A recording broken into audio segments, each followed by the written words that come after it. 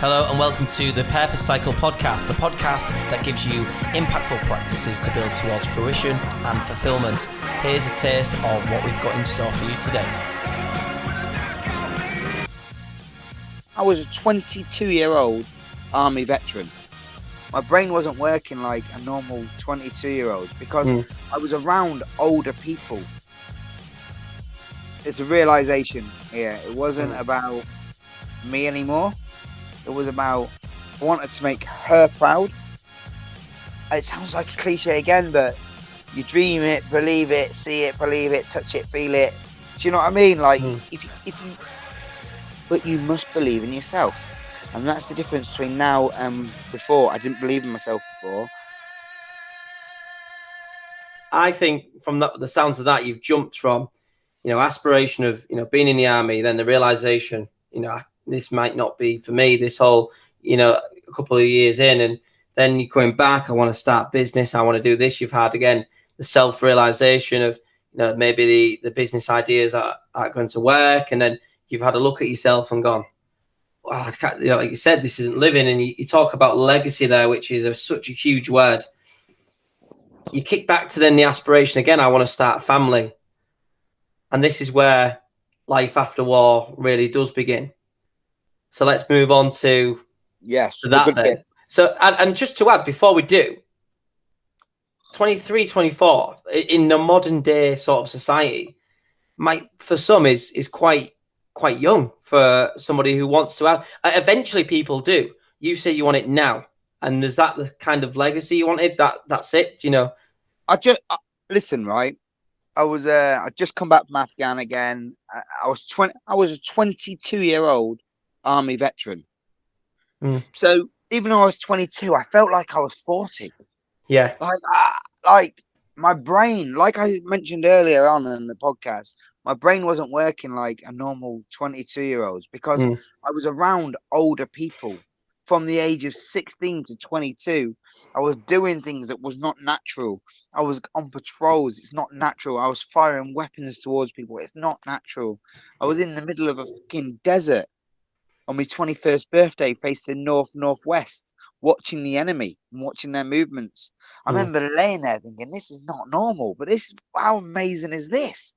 On my 21st birthday and I'm watching the enemy in Afghanistan. So I can't remember the question, John. Sorry, mate. I go off on one. Well, I think you've answered it there. We was talking about, it being quite a young aspiration to have. You're quite young to have that aspiration of wanting to, I'm ready now to start a family. But the army obviously had seasoned you to that point. You've lived almost a whole lifetime already on the two tours of Afghanistan. So I also knew that I couldn't have a family because I wasn't mentally capable yet, if that makes sense. And that frustrated me more. Not only that, I didn't have anyone to have a family with. I mean, let's get that straight. If I was going to have children, it had to be with the right person. Yeah. And I'm not saying for 1 minute, this isn't me being big-headed, that people wasn't interested in having relationships with me or anything. Because I was still a young lad. I was still, I was still a boyo that wanted to go out and meet girls and have fun. And I was. But there was no woman. Because in the back of my head, I was always thinking about kids. Always thinking about marriage. And every woman I'd go on a date with or go out with or whatever, I just knew they wasn't the one for me. I didn't want to waste time anymore being with people that didn't want the same things as me. I didn't want to do that. I wanted, because to me, routine and stability is so important as well. Yeah. And I think that's why I really wanted a family of my own, because I wanted that routine. I wanted that stability. Not only that, I just, more than anything, I wanted to be a good dad. I wanted to be the father. I wanted to be the father that I needed and never had. Right. Yeah. And that then sort of drove on. That was your realization of others, your own dad and people that you met. And then it brought you to that new goal, if you like, that new aspiration. And to be honest, you are right. That's why they say you start a family. That's why they say you grow a family, you build a family. You don't just click your fingers and then, oh, we've got a family now. You build towards it. So maybe that's how Yes. the process starts. You get yourself ready, you become joint ready with somebody in a mutual sort of relationship, and then it grows from there, doesn't it? I suppose, and that led you to a chance meeting of some sorts then on a holiday. Unbelievable, mate. You literally couldn't write this stuff. Do you know when I'm at work and I tell, or I meet someone new and I tell them the story? I swear people think I'm talking absolute bull crap, but because it just sounds so unreal, doesn't it? Like, so basically, to cut a long story short, I just left the army and I was in Malia on a lad's holiday. My captain, who was in my 3-man team, his son ran the bar in Malia, and I went and saw him at the bar. And he was like, "Oh, let's go to this workers' bar after. Everywhere was shut. Let's go there after. We'll party. We'll have a good time. We'll meet some girls." Rah rah rah rah rah. And then who turns up at the door of the just as the club was finishing? Little did I know it was my future wife. And I remember Captain Jones' son. He turned around and he said, "Amy, do me a favor," because Amy knew him. Like all the workers know each other. And Amy was going to go to the bar with Lewis as well and me. But Lewis had pulled a bird, right? So Lewis was like, "Amy, do me a favor, take Shaun to the workers' bar. I'll meet you there when I'm done." So anyway, so she did. We went there, and then he turned up again. I just remember thinking, this bird's pretty cool, man. Like she's on a level. I didn't really think much else. I was pretty drunk myself. It was my last night in Malia. And Lewis turned back up at the bar. I was like, "Lewis, you can do one now. Like, I want to get, you know what I mean? I'm definitely gonna crack into this tonight. Do you know what I mean? Like you do. You're a bloke, aren't you?" Nothing happened though. We just stayed up all night talking. Nothing happened. The next day, I was going back to England, so she had me on Facebook. I had her on Facebook, like you do, but you don't really think anyone. And I've got to be honest, I still had a girlfriend at this stage, even though we was like on and off. I still had a girlfriend, so I didn't I didn't do anything mainly for that, and Amy didn't do anything. We just didn't do anything. And then I spoke to Amy maybe 2 or 3 times on Facebook, and she was like, "Oh, yeah, you should come and visit me sometimes. I live in Beverly." I obviously knew where Beverly was because it's a training school at Right. Leconfield. Yeah. So I knew exactly where Beverly was, and it was so far from where I lived. It's like 4.5 hours. It was like 250 miles. You're like, "Yeah, I'll come." You just do the small talk, but I Yeah. never any intentions of coming. And she yeah, so time went on, mate, and it was about 3 years later. 3 years later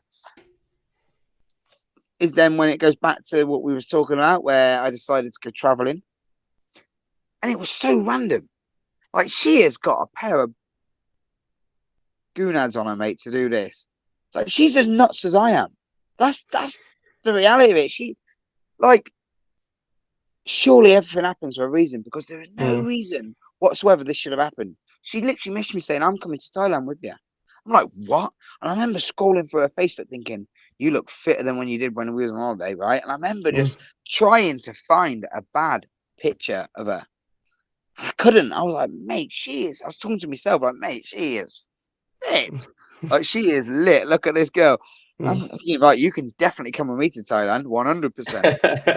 I remember turning around and saying to her, "Well, it's going to be expensive when we're there, so why don't we just share a room instead of getting our own rooms? It will go halves and everything." You know what I mean? She was like, "Yeah, okay," going along with it. Anyway, 2 weeks later, mate, I shit you not, I was at her mum and dad's house. 2 weeks later, at her mum and dad's house, telling them we was off to Thailand. 3 weeks later, we was on a rooftop bar on Coastline Road, listening to some Thai guy play Oasis live, and she told me she loved me. After Well, 3 weeks, told me she loved me, and I remember not saying it back, or I remember ignoring it, and she said it again. And at this stage, I was like, "Shit, what do I do now?" Like, I've only known the girl 3 weeks, tells me she loves me. I said it back. Just thought, fuck it, I'd say it back. Might get laid. But it wasn't long until I actually did fall in love with her. It wasn't long at all. I mean, the girl just she took my breath away. Do you know? All of a sudden, it wasn't about. It's a realization. Yeah, it wasn't Mm, about me anymore. It was about I wanted to make her proud. yeah, It wasn't about wanting to make me proud. So when we come back to England after like 4 months, we come back to England and we decided to move to Hull because everything was cheaper in Hull. Houses yeah, are cheaper, everything's cheaper. Not that I ever thought I was going to buy a house because I was in about 10 grand's worth of debt when I met Amy. So my credit rating was the worst it could ever be. It was on red, red, red. Like, you know, it was, you couldn't get much worse than what I did from what my credit was. And we rented a house out and I started working for her uncle as a, because I've got my lorry license. I started working for her uncle as a truck driver. I hate driving, mate. I hate it. And we rented a house out, Cranbrook Ave University in Hull. yeah. And I woke up one day and I said to her, it was like I had an epiphany. Something just went like this. And I said, what are we doing? She's like, what do you mean? I said, we're paying £600 a month for a house. It's never going to be ours. Like, are we daft or are we daft? She's like, oh yeah, but yeah, you know, she was happy. She didn't Mm, care about anything. She's happy. But I just remember thinking, I just want to make, I want to give you the life you deserve. And in order to do that, I've got to take risks. And in order to do that, I've got to not be selfish anymore. It's not about me. It's not the Shaun Doc show. This is the Amy and Shaun show. mm, And I need to step up and I need to be that man and I need to provide for you like no one ever provided for my mum. I need to provide for you. In order to have children, I need to make sure I'm financially better. Because financial people say money doesn't matter, right? But what I will say on that is I believe money controls your inner feelings. Like, for example, have you ever had a lot of money in your bank and you've just felt happy? Like, mm. because it controls everything. You give off an aura because you're not worried anymore. You're not worried. You know that you've got money there if your car breaks down, or you know if you want to do something, you can do it. Because that's what money does. It gives you that security. It gives you that inner. What's the Yeah. word? It's hard to explain. It gives you, you feel like, well, I go back to sort of like times when I was just like draining it all the way to the end of the month, and it's almost like an iPhone battery. You at the beginning of the month, you're 100%. You feel absolutely fantastic because you feel like you say, anything can be thrown at you, and then you sort of do check over your shoulder more and more as the month goes on, and it dries out, and you think, what, you know, So and it's a form of health, isn't it? it is. So then, what does that do? It makes you feel a bit depressed when you haven't got money. It makes you not be able to do as many things with your friends or with your loved one. It makes you not be able to make decisions that you want to make. You have to make different decisions you don't necessarily want to make. And all of this is about your personality. So all of this is the aura you're giving off. All of this is about turning you into who you are. So anyone that says money isn't important is, in my honest opinion, is incorrect. Because no, wealth is family, wealth is your health, but Mm, money rules the world. And if you don't, and I've had no money, I've had minus no money, and I've had money, and I know I'm always a lot happier when I've got money. And it's not because I want to be the big I am and I want to go look at me. It's because I know that my family is secure. And I know that if I lost my job tomorrow, that I would still be okay. I wouldn't lose a house. And what do you think that does to me when I turn up to work now? It makes me not stress. It makes me not worry. I don't think, oh my God, I've got to put up with a job that I hate because I don't hate mm, my job. And if I did, I'd leave because I'm financially secure. yeah. So that enables me to be. a better person and to be myself rather than be fake and go to a 9 to 5 that I hate and I'm just getting by life. And then all of a sudden it's back to when I lived in that council flat with no aspirations and I was just existing. Why would I do that? Why would I just exist? So all of a sudden I'm able to make the decisions I want to make and not what society tells me I must make because what controlled by my bank balance. Yeah. Wow. And you've gone kind of through a couple of phases there. The one after realization is the big step. It's the first one. It's the initiation. You turned to Amy and said, "What are we doing? We're paying for a house that we're never going to earn." Okay, and then we move on to that right creation stage. So your creation of wealth, your creation of your family, the security, the unit that you're building. Then, how did that all sort of, I don't know, come about really? How did the sort of creation stage, not the creation of Dexter, I don't need too much information on that, but the creation of your life that you want to build? How did that all, did you picture it? Did you visualize it? Did you Yes. discuss it? Law of attraction. Law of attraction without even realizing what law of attraction was. Because I didn't know. I did not know what law of attraction was. I'd never heard of it before. It's only recently that I've heard exactly what it means. And I was saying to Amy the other day, it was all about law of attraction. But I believe everything happens for a reason as well. Like, if you think about it, a rock's always going to be a rock. Yeah? It's not going to be anything different. And if something happens to you and you've learned something and you've took something out of that, like you've took something out of whatever it is, that negative thing that's happened to you, positive thing, if you can take something out of that, then it's happened for that reason. Do you understand what I'm saying? I knew, and I really, really mean this, I knew from the moment I met Amy that I knew I was going to be different. I knew I was going to, it was weird. It was like something just clicked into place. And I sound like a freak when I say it, but I don't really ever talk about it because it sounds ridiculous. But I just knew that all of a sudden, I felt like I was six men. Honestly, I felt like nothing was going to stop me. And I just kept saying to myself, I will give you the things you need. I will provide for my family. I will do this. And I will own multiple properties. And the only reason I've done that is because I believed in myself. I believed in the process. I've made risks, big risks, when it comes to properties that most people are too scared to do because they don't understand. It's like anything. If you don't understand it, you don't want to risk it. Yeah. Where I just thought, no guts, no glory. I'd rather take risks and fail, but know that I tried, rather than live a life of regret.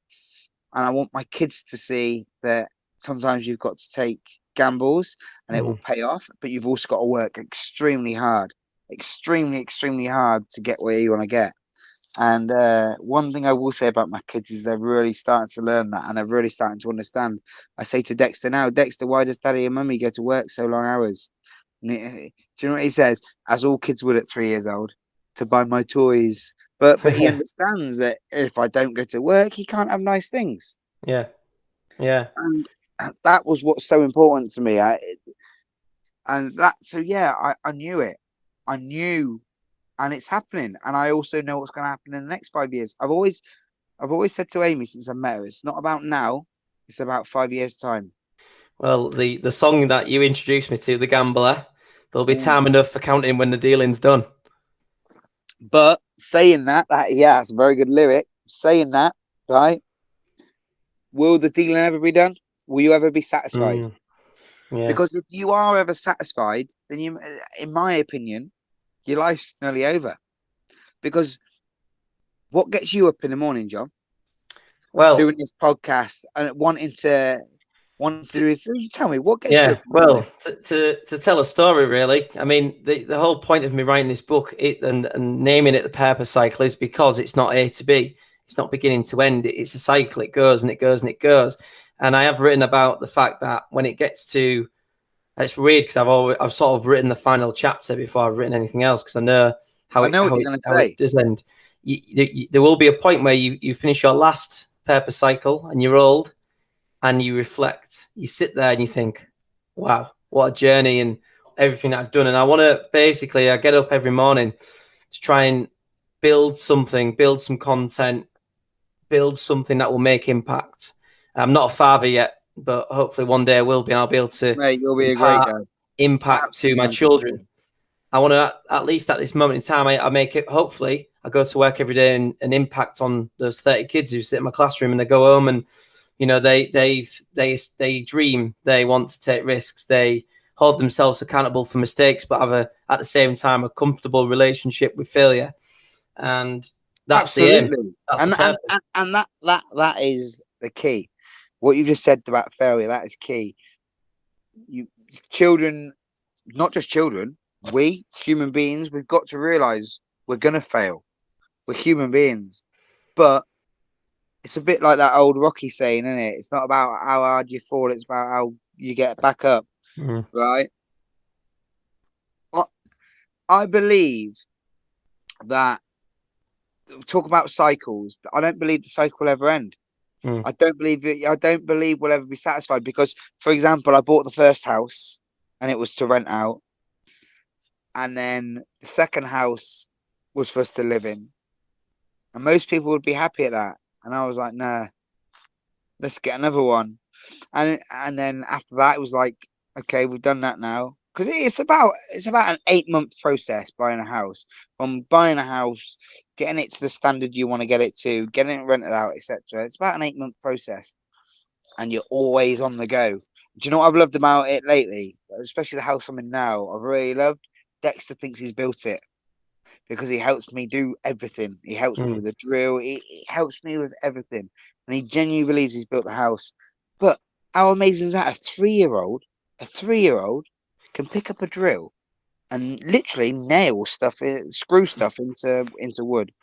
It it's moments like that, John, that make you realise the purpose of life.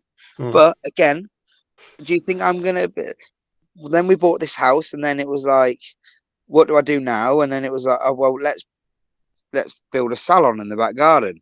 So when we did that, and now guess what, John? I'm laid here thinking, well, I'll tell you what, it was only yesterday, me and Amy and I, should I say, was talking, and we was like, well, should we just buy another one? Like, so what I'm saying is it will never stop. But why Mm. should it stop? Why should it stop? Why Yeah. should all of a sudden I be satisfied in my life? Because I'm not rich. I'm not.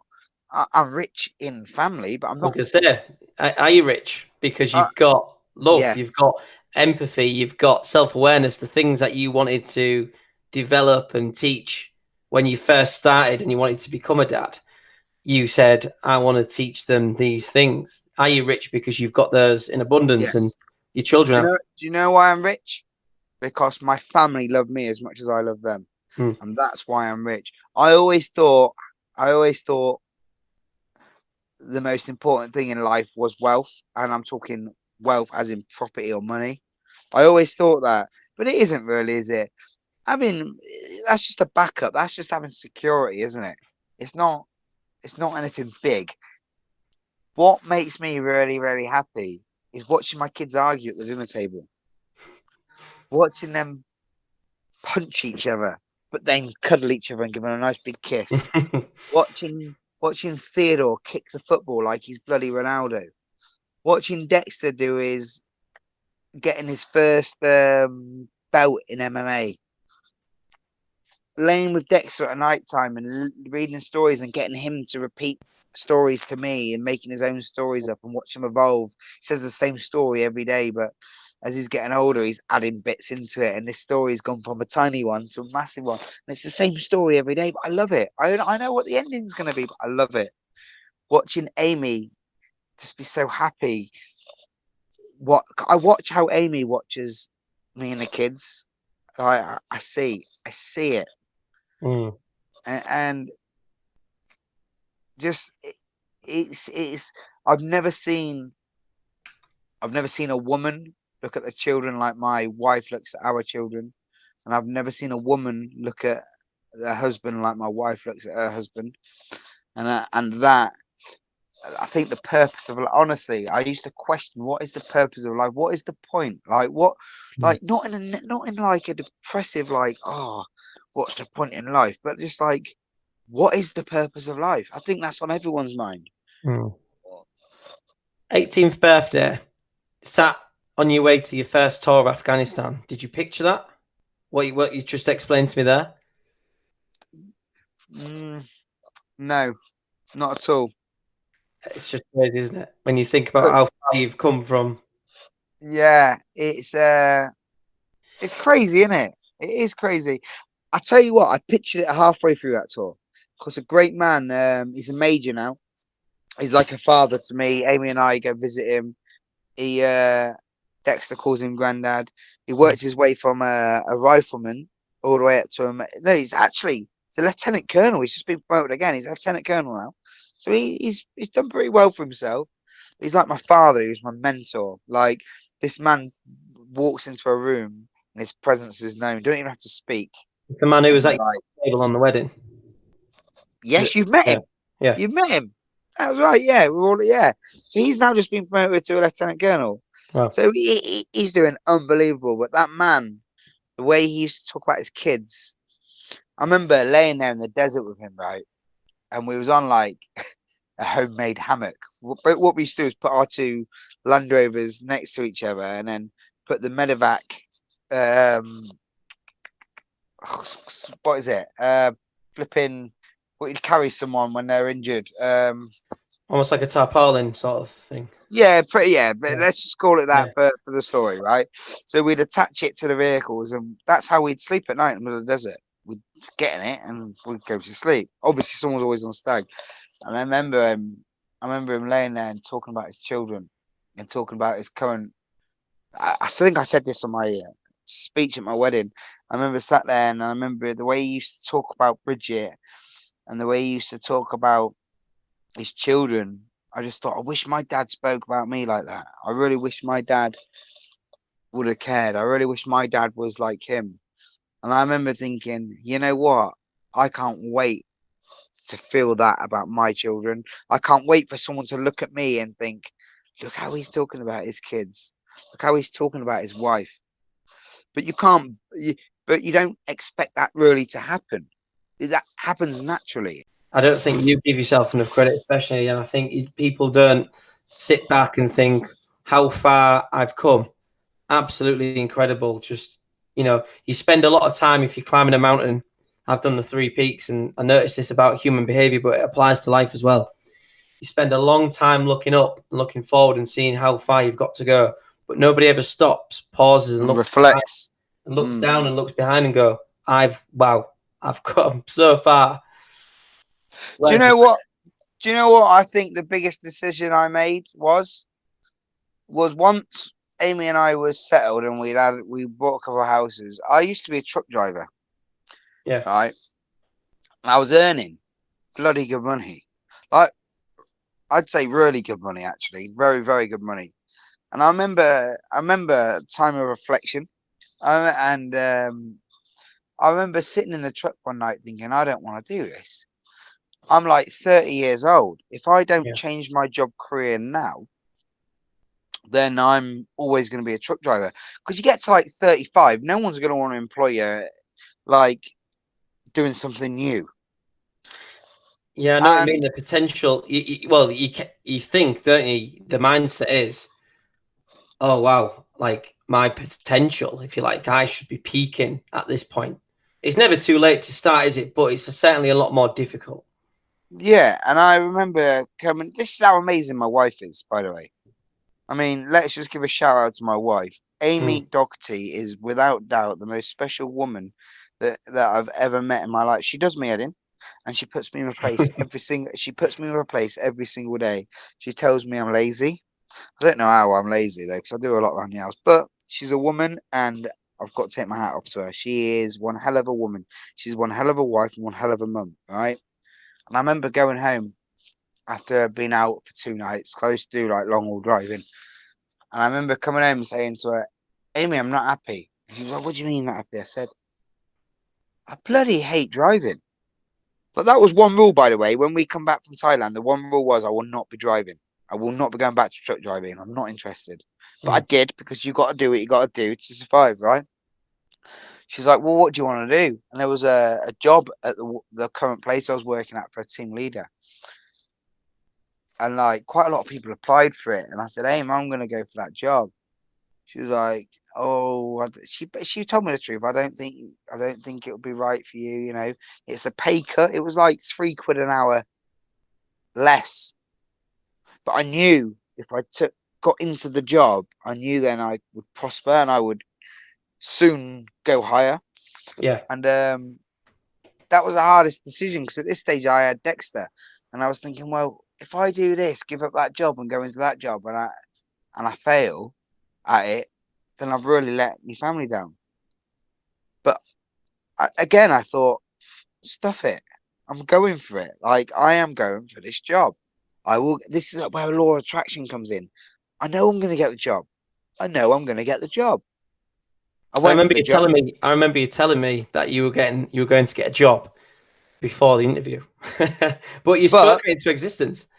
Yeah, I did, but not at that time. So I went for the job, and they told me no, and I was like, "Hey, back to truck driving it goes." And then the person that got the job must have been rubbish or whatever. The job come up again. Most people at this stage would give up and go, nah, I'm not going for it again. They told me they didn't think I was right for the job. I'll stick at what I'm doing. It's less money anyway, for more hassle. But, you know, team leader in God knows how many people, and I have to deal with all that crap. In a field, may I add, I've never been in my life. And going straight into a team leader supervisor in windows and doors, which I know nothing about. I know nothing about windows and doors, and I don't really know all the HR rules when it comes to civilians. Civilians are a lot different to soldiers, right? But I just knew I was going to get it the second time round. I remember being on my honeymoon, and I got a phone call saying, this job's come up again. Do you want to apply for it? If you do, you've got to be here you've got to apply by a certain time. I remember saying to Amy, how dare they message me when I'm on my honeymoon? How dare they? And I didn't reply back to it. And then it wasn't until I got back to work and I saw people being interviewed for this job, I was like, shit. Like, excuse my language. I was like, bloody hell. I really wish I went for that. And I went and spoke to the manager and said, right, is there any chance you can fit me in? Because I didn't get that message when I was in Mexico. Obviously, I didn't get a message to let me see how it goes. Anyway, I went out on my job. 2 days later, I come back on the truck. The boss turns around to me and says, right, you got your interview in 5 minutes. Didn't have time to prepare. Didn't have time to do anything. Went in there and I absolutely smashed it. I knew I got the job. I knew it. Anyway, I got the job there. Stayed there for a year. And then my manager left. He went to a new place in Doncaster. He asked me to go with him because they needed a certain skill set. I went with him. Again, another pay rise. Again, more people. And I'm still there now. So all of that and obviously now I'm on more money now than I was when I was a truck driver. So I could see, take 2 steps back, take 1 step back, 2 steps forward. I could see that. It sounds like a cliche again, but you dream it, believe it, see it, believe it, touch it, feel it. Do you know what I mean? Like but you must believe in yourself.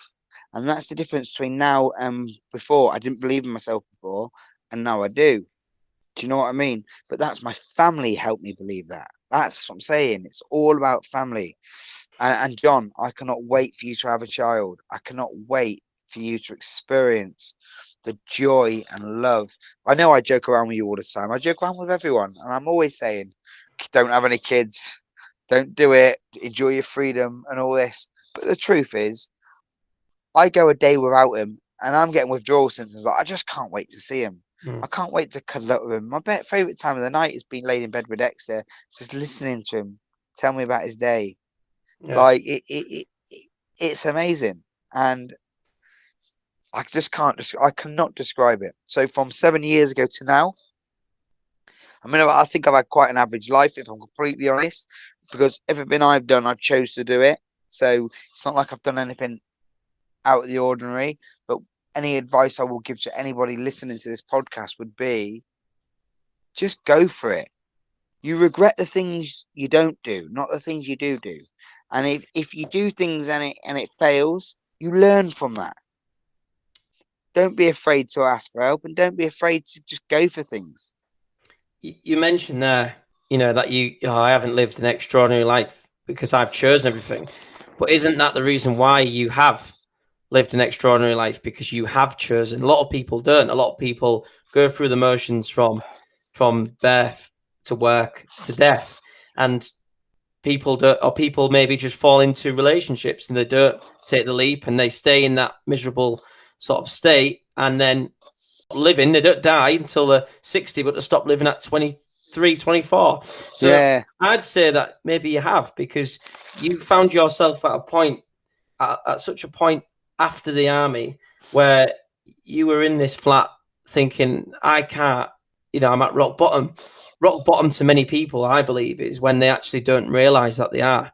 So the fact that you realize is actually the beginning of the upward curve, really, and it's yeah. the ascension back to where you want to be. So I think that is truly, it is an extraordinary story. And I read some of the basically as we speak, I write down a lot of sort of trigger words that come to my mind to sort of dig deeper in. And I can see here of, family, army bubble structure, self-fulfilling prophecy of teacher. Then I can see later on empathy, self-awareness, legacy, authentic connection, all of these things. How the language has just completely changed as you've gone through the stages of life. So I just think, wow, what a story to tell and what a story to share, especially to those people who are leaving us at the army or are leaving a situation where they do feel a bit lost, and that there is a life to rebuild. You've lived so many different lifetimes. I just think it's extraordinary. I mean, I'm a firm believer in not everybody can honestly say, not everybody can honestly say, if I can do it, you can do it, because you have to hit rock bottom to be able to say that. But Yeah. honestly, if I can do it, anyone can do it. And actually, do you know who I thank? Do you know who I really thank the most? My parents. And do you know why? Because they taught me. They taught me not to ever let my kids feel the way I feel about them. Like, I think because of them is the reason why I'm such a loving, caring father. Mm. And again, like I say, you can take a positive out of every negative. So because I had such a bad childhood, that has made me be such a good father. So my children are benefiting so much from my bad childhood. So maybe I was supposed to have that bad childhood because now it's made me the father I am. Do you know? And Yeah. I'm not saying I'm the best dad in the world. I do get annoyed with the kids, don't we all? I do bloody think, oh, please just be quiet. But they're my life, and Mm. and I just think so many people can write so many people off. I think society wrote me off when I was born. I really believe that. And I believe society write many people off when they're born. But you can change and you can get out of that life and you can make something for yourself. Because if I can do it, believe me, give me right. For example, I hated school. I'm not the smartest man in the room. But I tell you something now, if you give me money, I know how to count it. Do you know what I Yeah. mean? Like it, do you know, if you're struggling at school and you're not succeeding, who cares? Obviously, do you know what I find really really sad is society believe that you must go to university and college to do well in life, Mm. and it's not the fact that we are told that's what you must do to do successful. That's not the sad thing. The sad thing is we believe it. We believe we must do that to be successful. But look at Lord Sugar, for example. Some of the greatest people in the world never did that. So just Mm. because you do bad in True. your exams, or just because you get kicked out of school or anything like that, doesn't mean you're not going to be anything. And don't let anybody ever tell you won't be anything, because that's exactly what I did. I let them tell me that, and then I thought, you know what, stuff you. And sometimes negativity can be such a positive thing, such a Yeah, as long as positive you thing. channel it. Yeah. Just a quick one on that before I move on to the last few questions. I've been I obviously taught the younger age groups a couple of years ago, but for the last year and a bit, I've taught 10, 11-year-olds year six. And I've never had we had our leavers last year at the end of what was a crazy year in July. Not one of the children came to me and said, "You taught me fractions, you taught me spellings, you taught me this." They went, "You taught me how to be a good person, you taught me how to manage my time, how to overcome self-doubt, how to motivate myself, how to pick myself up." And I think that's really what we need to be seeping in now to the education system. Absolutely. And Absolutely. truly, I think basically school teaches you to become a good learner. And then once you hit 18 and I think you really do learn a lot from that point. Or 16, when you leave school, that's when you learn because you pick a field and you've already become a good learner because you've learned the skills to Yeah. learn at school. And I think that's where we're heading that way. I feel like we are. It's slowly but surely getting there. I go off on so many tangents, mate, when I'm teaching because we hone in on something, and it's life skills. That's And because John, you're perfect. And I genuinely mean this. You're the perfect example of you are being the difference you want to see in the world, right? So just because every other teacher doesn't do it the way you do it, doesn't mean your way isn't the right way. Because mm, I've watched the videos you and your pupils do. Is it six? Oh, maybe I can't say it on here actually, but I know the class name and yeah. everything. I know what, right? And mate, honestly, I I'm not just saying this because I'm on your podcast. I say it to Amy all the time. I think you're an absolute inspiration to them kids. Because I tell you something now, mate, hand on heart, if I had a teacher like you when I was younger, I would never have felt worthless, I don't think. I think I would have always felt like I could do anything. Where Miss Lambeth told me I was never going to achieve anything. If I would have had a teacher like you that actually believed in me, like so much more could have happened for my life. Because what Yeah. you bring to the table for them kids is you bring, like you say, it's not all about education, it's not all about maths, it's not about English, it's about what's right, what's wrong, empathy, conscience, showing them day-to-day life, getting them involved in podcasts, getting them involved in videos, getting them working together, teamwork. Mm. And that, my friend, will do more for them than anything else. Anything else in the world. You've got to be able to treat people right and you've got to be able to understand what's right and wrong. And that is what you do different to what I have seen in the past teachers. And that is why you, sir, will always be remembered as John Mr. Tucker, the main man at school. I'm deadly Thanks, mate. serious Well, I as well, appreciate mate. that. I'm I really serious, man. no, appreciate it. And what we'll do is, I think that's a good sort of thing just to go on. I've got two questions for you before we finish, Shaun. The first one is, do you still have those obstacles? Do you still have those challenges? You're in that fruition stage of your life and creation, and you're creating things and you've seen the benefits. Do you ever have those obstacles? What self-talk? What do you do to knock those obstacles back? Uh, honestly, I still suffer bad with PTSD. Um, I I kind of feel like I've got a split personality if I don't take my pills. I'll be straight with you, and I'll tell everybody I am on 150 milligrams of sertraline, which is the strongest amount you can possibly give them by eye doctor. If I do not take them, I get very tired. If I don't, so say I miss a tablet in a day, I get very, very tired. I get very, very angry at everything. I am so the obstacles are I'm so lucky that my wife can tell before it's even happening. She can tell straight away. Um, I left my wife and kids last year, so all I've been talking to you about now is how much I love my family. Right, everything is family orientated. But I stopped taking my pills. I stopped taking them, and I thought I could go cold turkey. And do you know what it did? It made me completely shut everybody off. I'm not perfect, not even close to it. Um, I have my demons when it comes to PTSD, and I'm never going to get away from that. Obviously, I don't shout about it. I don't go for sympathy on Facebook and all this. I like to keep it quite quiet. Mm. Here he says, talking to John on a podcast, telling everybody. But again, it's nothing to be. It's actually nothing to be.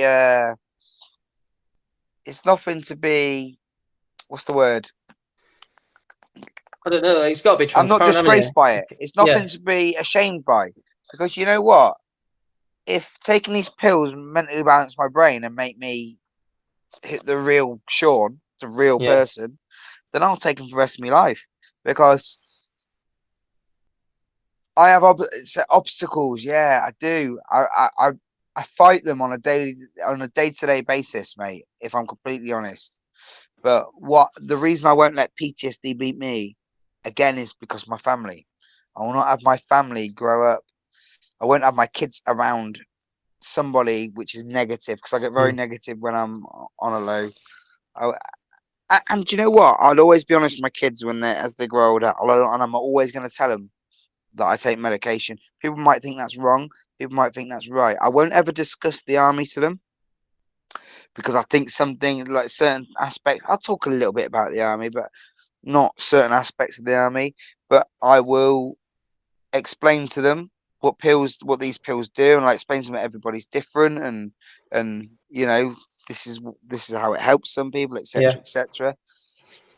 Because I want to be as honest as I can be with them. But my main obstacles is my PTSD. It will never go away. It's something that I can control a lot better, especially from back in the day. But it's something that will never go. It's not. It's not really something that affects my work, because obviously when I take the pills, I'm fine. But the biggest obstacle is that. That is honestly my Mm. biggest obstacle. I don't feel like anything else can get in my way. I don't. I feel like me and Amy together are such a strong unit that that's the secret. Any lads listening to this, that is the secret. You've got to find that woman that makes it not about you anymore. Yeah. Because until you find that woman that you want to do well for, like you, for example, you want to make Sarah proud. Everything you do Yeah. is to set up the foundations now for a new house, for maybe another job, or for kids. Everything you're doing now is setting the foundations to have a better life. I mean, I personally think you've got a great life, Oh, but yeah. I feel like I have, and I was saying we were talking to each other earlier. We were like, "How happy are we?" And that's not to brag. It's just to sort of reflect and be like, but "We are." you shouldn't even have to say that's not to brag. Like, so many people now get excitement out of people's negativity, out of people's sadness. Why can't we just give good vibes and say, you know Yeah. what? You shouldn't have to even say, I'm not trying to brag, because you're allowed to be happy. You don't have to be apologetic for that. You don't have to think you're bragging. You are Mm. happy, and so you should be. That's what life's about, right? Yeah. Speaking of which, being happy. Last question: how do listeners make 2021 their year? Well, it's a tough one, isn't it? After the last year, again, mate. It all depends on what their circumstances are, doesn't it? Because some people making it their year is just by getting out of bed in the morning. Some people it's remember to take your medication. Some people it's about take that risk. Do you know that job you hate? Get rid of it. Everything will work out. Law of attraction. Believe it, achieve it. It's hard. You can't say how do we make it a better year, because it's like when I manage people at work. I manage a lot of people, and every single one of them is different. So you've got to approach them all differently to get the best out of them. But because everyone's different, you can't just say I'm going to say one thing and it's going to affect them all the same. You can't, can you? We physically can't say what is going to make 2021 better for anyone. All I Yeah. will say is, what I will say is, love the family you've got, right? And something you said earlier is about when you climb the peaks, and you're always thinking, how can I get higher or better? But you never actually take a look down and say, look how far I've come. So what I will tell you, what I will say is, just look down from that mountain, and just look at what you've achieved. Just look at what you've got right now, and be thankful for it, because we do not know when anything can happen, do we? No. So And take it in now. Pretend you're ill, and it's your last dying days. How would you feel about your? Tell the person you're with that you love them. Show them you love them. Do something nice. But yeah. most of all, just be happy. Just be happy. Yeah. Wow. Just Shaun, that was just hugely inspirational. I obviously know you on a we're good friends. We're on a Yeah. friendship level quite well. That was just really something else. That was really impactful. I thank you so much for coming on the podcast and agreeing to do this, because I know it can be quite a daunting thing, especially when it's one of my sort of new ideas, and you've agreed to come on. Thank you so much, Shaun. No, thanks for having me, John, mate. I hope you've seen a different insight now, because obviously you get two sides to someone, don't you? You get the side where you know them, and then you get the side where the bits you don't know. And I Yeah, think I've told you quite a lot of things that I haven't really told many people, especially about my thoughts and the way I was yeah. feeling. No one's really ever asked, if I'm completely honest. So it's not something that I'm gonna start talking about. But I feel like it's important to get the message across that you don't suffer alone. If you're feeling mentally ill, don't suffer alone. Just go and see someone. Just go, and there's people out there that love everyone, that loves you. So Thank you very much. Thank you, Shaun. And anytime you want to come onto the podcast, you'll be more than welcome, I'm sure. sounds good to me, mate.